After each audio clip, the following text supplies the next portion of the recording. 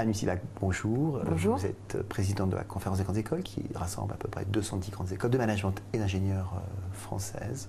Alors aujourd'hui, un jeune qui veut créer son entreprise, qui veut se lancer dans l'entrepreneuriat, est-ce qu'il a intérêt à suivre une grande école dont certains peuvent penser que c'est plutôt fait pour faire carrière dans des grandes entreprises? Alors ça, c'est absolument pas vrai.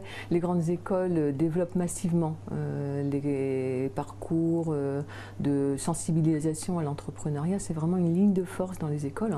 Elles mettent en place également beaucoup de dispositifs de type incubateur, Fab Lab, ateliers de création, co-design, co-thinking, etc.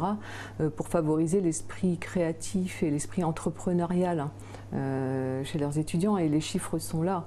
On voit que, et nous mesurons chaque année le pourcentage de jeunes diplômés qui créent leur entreprise avant même la sortie de l'école et qui augmente d'année en année.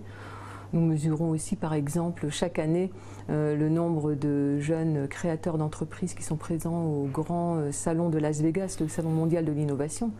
Et on voit que plus de 3/4 d'entre eux sont issus des grandes écoles. Alors vous êtes présidente de la Conférence des grandes écoles, mais vous êtes aussi directrice d'une grande école d'ingénieurs. Cette réalité-là, elle s'applique aussi aux écoles d'ingénieurs?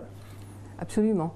Les écoles de management et les écoles d'ingénieurs ont des incubateurs d'entreprises. Alors c'est vrai qu'il y en a plus dans les écoles de management. Près de 90% des écoles de management ont leur incubateur d'entreprise et seulement 50% des écoles d'ingénieurs.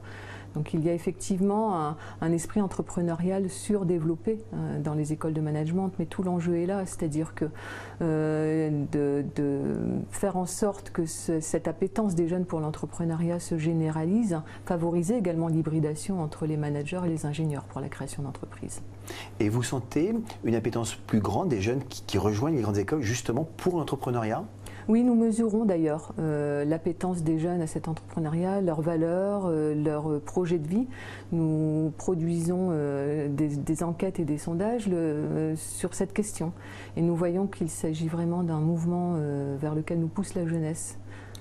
Alors, puisque vous menez des études, est-ce qu'il y a des études qui montreraient que les jeunes qui ont été formés ou qui sont passés par vos incubateurs finalement réussissent peut-être mieux que d'autres? Puisqu'il y a toujours des statistiques, vous savez, sur ceux qui créent leurs entreprises et puis qui échouent malheureusement au bout de quelques temps. Est-ce qu'on peut dire que ceux qui passent par une grande école et qui suivent effectivement tout ce parcours ont des chances de réussir un peu plus élevées de la moyenne? Oui, très clairement. Et nous mesurons le taux de survie à 5 ans des entreprises qui sont incubées dans les incubateurs des grandes écoles.